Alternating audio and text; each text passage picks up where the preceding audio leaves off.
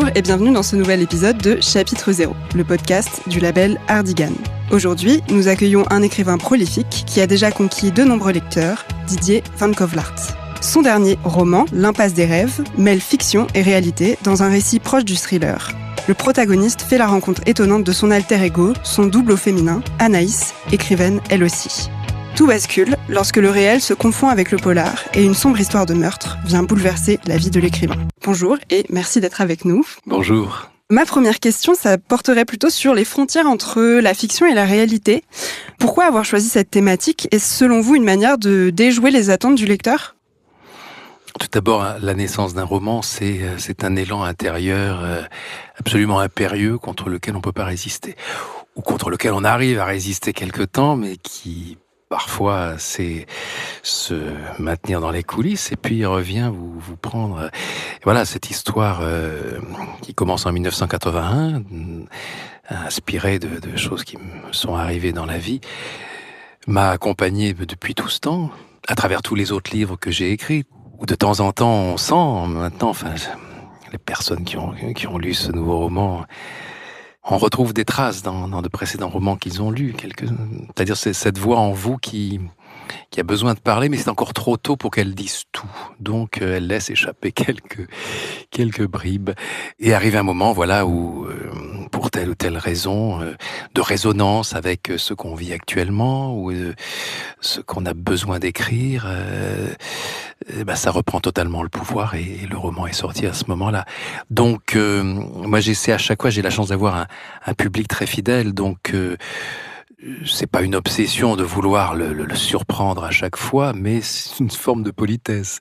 En tout cas, je ne prends aucun plaisir à me répéter. Et puis fatalement, il y a des thématiques, des obsessions qui vont revenir dans le genre. Donc, au moins, je change à chaque fois totalement de décor, de milieu, de narrateur ou de narratrice, de manière à emmener les gens ailleurs, dans un style qu'ils retrouvent, mais dont l'éclairage va modifier la structure.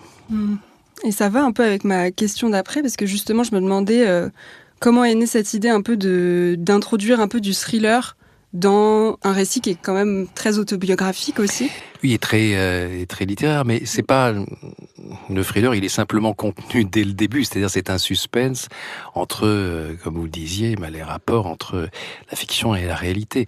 Ça commence par un jeune romancier qui ne reçoit que des lettres de refus avec son manuscrit qui revient assez souvent. Et la lettre type, nous avons lu avec intérêt, malheureusement ça n'entre pas dans notre ligne éditoriale. Et là, il reçoit le même type de lettre, sauf que ça commence par « Chère madame » et ça accompagne un manuscrit qui s'appelle « Je te tuerai dimanche prochain », un roman d'Anaïs Forge. Et il se dit, en toute logique, si la secrétaire de la maison d'édition s'est trompée dans des enveloppes, cet inconnu a reçu mon manuscrit et est peut-être en train de le lire. Évidemment, il résiste pas à la tentation de commencer à lire, et là, il tombe amoureux sans savoir de qui. Est-ce de l'héroïne? Est-ce de la narratrice? Est-ce de la fusion entre les deux? C'est cette sorte de... Il sent, oui, une alter ego, quelqu'un qui a la passion comme lui de l'écriture, la lucidité, l'insatisfaction, l'appel du rêve, du partage de la fiction, et en plus, la narratrice est une jeune prof de lettres qui étouffe entre ses élèves incultes, ses deux fillettes modèles et son mari qui, derrière des apparences de notable parfait, cache une perversité qui est le sujet du livre. Et qu'est-ce qui est inventé? Qu'est-ce qui est réel? Déjà lui-même se pose la question. Il n'y a pas de numéro de téléphone sur le manuscrit, mais il y a une adresse. Lui, en revanche, il y avait son téléphone sur son manuscrit. Et un jour, il y a un appel, son répondeur se déclenche, mais il n'y a pas de message. Et il se dit, si c'est elle qui essaie de me joindre sans oser laisser de message, je ne vais pas envoyer le manuscrit par la poste. C'est avec juste une lettre de circonstance. Et donc, il fait le voyage et il part rapporter ce texte à cet inconnu. Et là, il arrive. C'est exactement le décor du roman, avec le mari qui ressemble à tout ce qu'il a lu, les fillettes aussi. Et la question est de savoir, est-ce qu'il y a vraiment un crime, un meurtre en préparation, ou est-ce que c'est une fiction? Et au suspense se mêle l'histoire d'un coup de foudre amoureux dans tous ses développements. Il y a une forme de mise en abîme avec Oui. écrivain. Oui, il y a tout. Et puis, cette grande question, qu'est-ce que la vérité ? La vérité du romancier n'a rien à voir avec l'exactitude des faits. C'est une alchimie entre ce qui est réel, ce qui est caché, ce qui est déductible d'après des non-dits, des silences, des mensonges. Et dans ce roman, vous décrivez aussi les débuts de votre carrière d'écrivain. Quels souvenirs gardez-vous de cette période-là ? Ça a été une longue traversée du désert. J'ai eu mon premier refus d'éditeur à 8 ans et demi.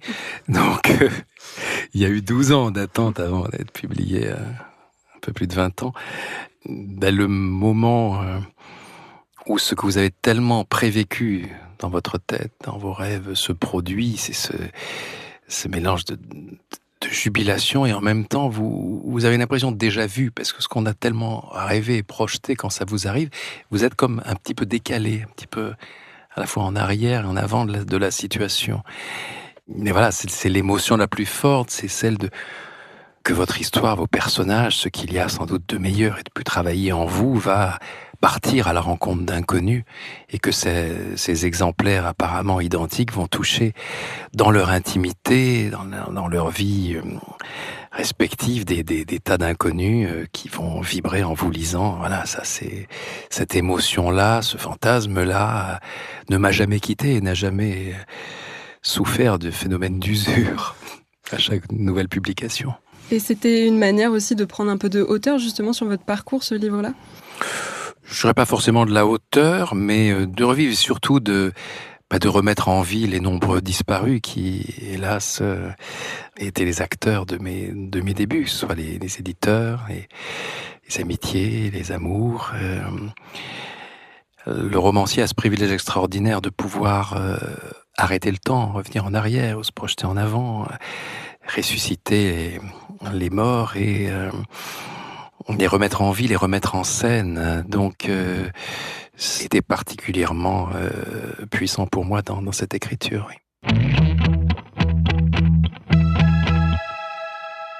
L'Impasse des rêves est un titre qui semble porter une part de tragique et ne pas renvoyer uniquement à une fameuse adresse. Quelle analyse vous en faites ? Ah, c'est intéressant, vous y voyez du tragique. Il y a une idée qui peut paraître un petit peu défaitiste, hein, au sens où les rêves mèneraient à une impasse.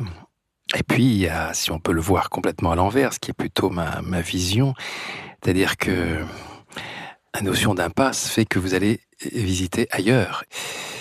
Et quand vous avez l'impression d'être dans l'impasse, c'est cette énergie-là qui vous fait ou bien revenir en arrière et trouver un autre chemin, ou bien prendre de la hauteur, comme vous disiez. Et puis, il y a la notion d'impasse qui est un autre sens. C'est comme on dit, j'ai fait l'impasse sur un sujet, quand on fait les révisions du bac, par exemple. Faire l'impasse sur ses rêves, c'est dangereux. C'est dangereux, c'est même souvent mortifère. Donc, c'est aussi l'un des sujets du livre, ça. Ne jamais faire l'impasse sur ses rêves. J'ai une dernière question. Comment envisagez-vous l'adaptation audio de vos romans ? Vous avez l'habitude de lire vous-même vos livres. Est-ce que c'est un exercice difficile ?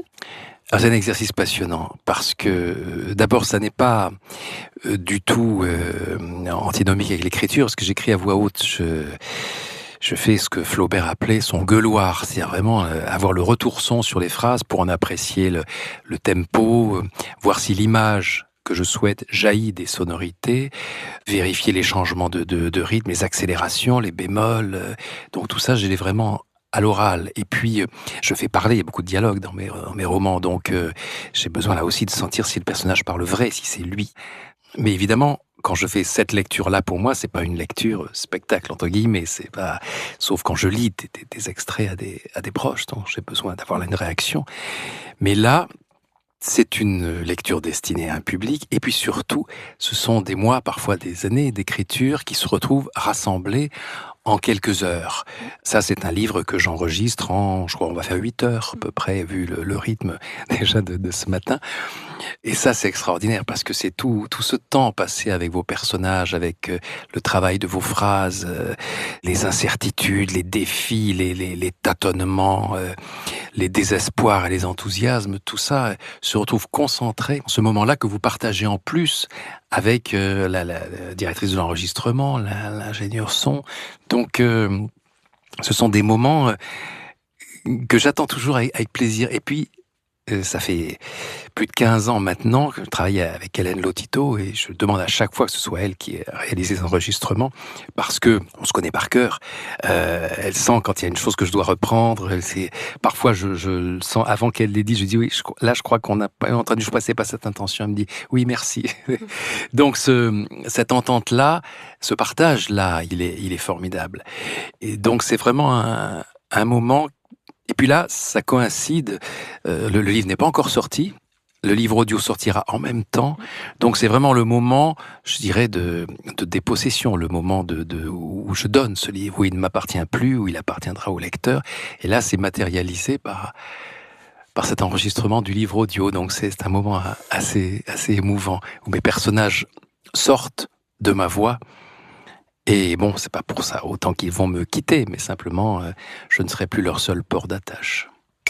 Très bien. Eh bien, merci beaucoup pour cet entretien très riche.